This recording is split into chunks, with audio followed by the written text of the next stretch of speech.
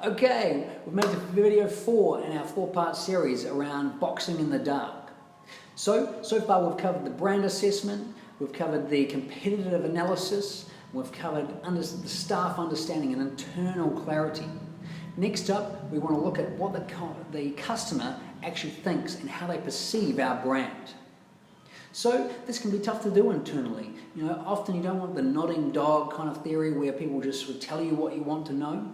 So whether you can do it yourself or get an independent person to go and do some research, or you can just ask some simple questions sort of semi-informally. But you want to know, how do they perceive the service that you deliver or the product that you're making? How do they perceive the brand? Can they recall what the brand stands for? Can they recall how you might be unique compared to the competition?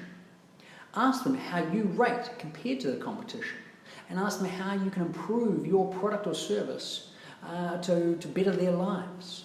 It's amazing we find when we actually start speaking and asking some simple questions around the customers as to what we find out. It's one of the most powerful parts of a rebrand process we find. So, go away and do some of that research, try and get a lot of clarity around, do they understand the brand? In your mind, you should be clear on who you are and how you're positioned in the marketplace. Is that reflected in terms of what these customers are then saying and how they view that?